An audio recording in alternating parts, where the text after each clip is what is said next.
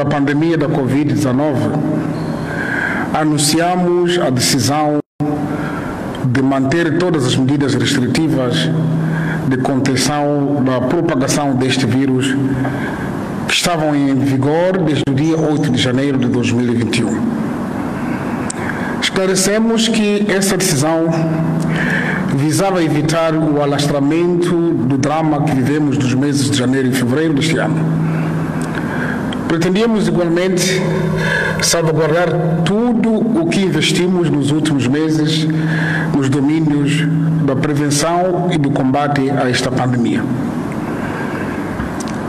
Transcorridos 21 dias desde a nossa última comunicação à nação, a pandemia da Covid-19 continua a demonstrar impacto negativo na saúde, na economia e na sociedade. Alguns países da Europa, da América, da Ásia e de África registram atualmente uma terceira vaga da pandemia, em parte como resultado da rápida disseminação de variantes mais transmissíveis do vírus. Muitos países têm reportado a ocorrência simultânea de várias variantes mais transmissíveis do novo coronavírus.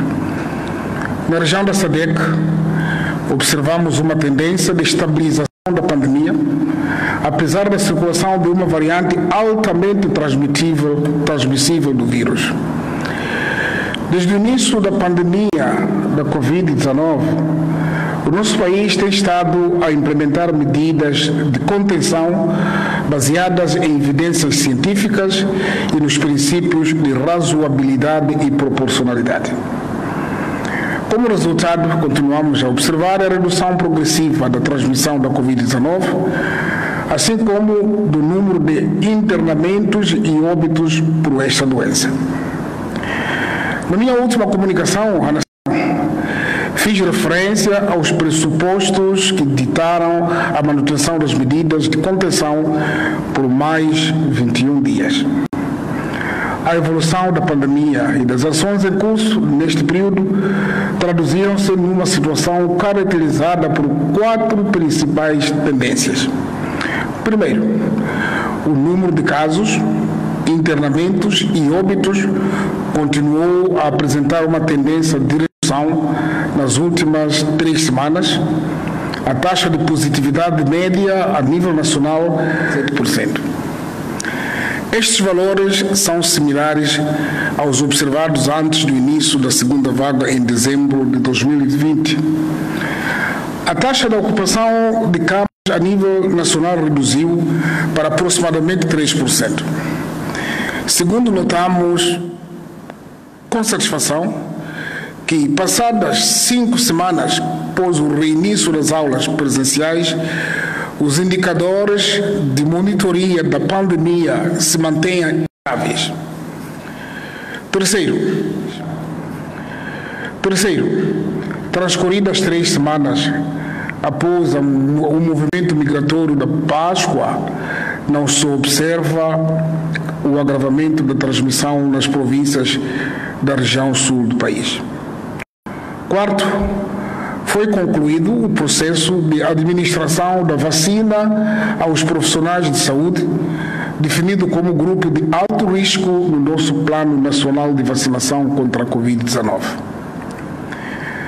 Compatriotas, embora tenhamos alcançado progressos importantes no controle da pandemia no nosso país, alguns aspectos ainda nos preocupam, nomeadamente a taxa de positividade das pessoas testadas em alguns centros urbanos das províncias da Zambésia, Nampula e Niassa mantém-se acima de 10%.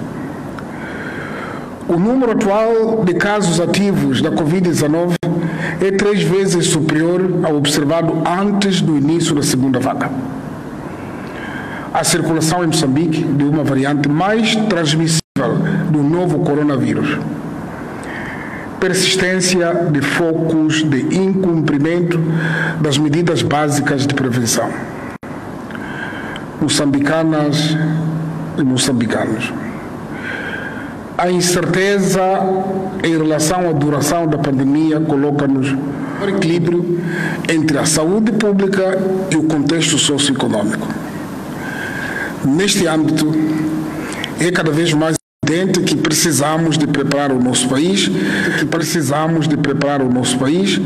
para enfrentar a pandemia da Covid-19 e o seu impacto numa perspectiva de médio e longo prazo. Necessitamos de reiniciar atividades e, ao mesmo tempo, de reduzir os riscos decorrentes dessa abertura. Não podemos repetir situações similares ou mais graves do que as que vivemos nos meses de janeiro e fevereiro. O equilíbrio entre a tomada das atividades socioeconômicas e o controle da transmissão só será possível num contexto de profundas reformas, inovações e transformações dos vários setores da sociedade. A este conjunto de novas normas, comportamentos e rotinas convencionou-se chamar de novo normal. A transição para o novo normal deve ser cautelosa e assente em princípios de gradualismo e reversibilidade, tomando em consideração o seguinte: a eventualidade da ocorrência de uma terceira vaga da pandemia, que em vários países está a ser mais intensa do que as duas vagas anteriores. A necessidade de proteger a educação. A disponibilidade limitada da vacina contra a Covid-19 a nível global. A ocorrência de variantes do novo coronavírus que são mais transmissíveis em várias partes do mundo e cujo controle tem requerido maior rigor na implementação das medidas restritivas. A necessidade do reforço da fiscalização para garantir maior rigor no cumprimento das medidas de prevenção. O eventual ajustamento do quadro normativo vigente. Compatriotas, a transição para o novo normal deve ser guiada por indicadores que permitam a monitoria objetiva da evolução da pandemia, a saber: 1. Taxa de ocupação de camas nos cuidados intensivos. 2. Taxa de positividade das amostras testadas. 3. Número de dias de testes disponíveis.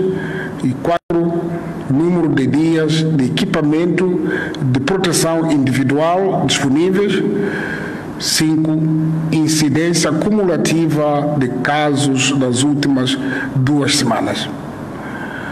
Com base nestes indicadores, avaliada a situação epidemiológica vigente do país, tendo em conta os elevados riscos, bem como a consolidação dos ganhos até aqui alcançados, devidamente aconselhados pela Comissão Técnico-Científica, autoridades do Governo e outros intervenientes com interesse direto na matéria, decidimos manter as medidas do Decreto 17/2021 do passado dia 6 de abril, com as seguintes exceções que passo a listar. 1. Abertura de casinos, museus, teatros, cinemas, auditórios, galerias, centros culturais e similares, não devendo estes exceder 40% da capacidade máxima do local, em observância do protocolo emitido pelas autoridades sanitárias. 2. A abertura de ginásios das classes A e B, não devendo estes exceder 30%, 15% da capacidade máxima, respectivamente, em observância do protocolo emitido pelas autoridades sanitárias. 3. Abertura das piscinas dos estabelecimentos hoteleiros para o uso exclusivo pelos hóspedes destes, não devendo exceder 30% da sua capacidade máxima. 4. Alargamento do horário de funcionamento dos centros comerciais aos domingos, feriados e dias de tolerância de ponto, que passam a funcionar das 9 horas às 18 horas. Importa referir que, de segunda-feira a sábado, o horário de funcionamento dos centros comerciais é das 9 horas às 19 horas. 5. Alargamento do horário de funcionamento das padarias, pastelarias e lojas de conveniência que passam a funcionar das 5 horas às 20 horas. 6.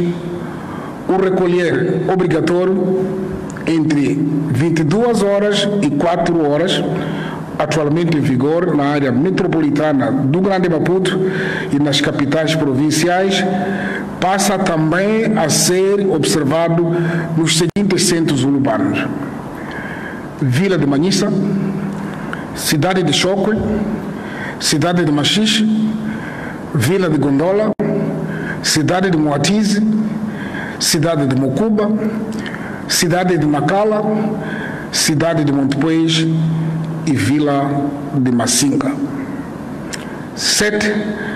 Retomada dos cultos, conferências e reuniões e celebrações religiosas com um número de participantes que não deve exceder 30% da capacidade máxima de cada local e também não excedendo 50 pessoas em locais fechados e 100 pessoas em locais abertos, devendo respeitar o protocolo emitido pelas autoridades sanitárias. Aqui estamos a limitar 50 pessoas, precisamente porque pode haver espaços que dá para, se for 30%, podem ser milhares de pessoas. Então é preciso acautelar isto. 8. Nos eventos do Estado, o número de participantes não deve exceder a 100 pessoas, excepto em casos de natureza imperiosa, desde que devidamente justificados. 9. Alargamento do número máximo de visitas permitidas aos estabelecimentos penitenciários para 2 pessoas por mês por cada recluso. 10. É autorizada a retoma do Campeonato Nacional de Futebol, denominado Moçambola, mantendo-se interdita a presença de público em observância do protocolo sanitário. Esta retoma das competições fica condicionada à realização de testes regulares da Covid-19, sendo que os atletas que testarem positivo serão submetidos ao regime previsto no decreto a ser publicado.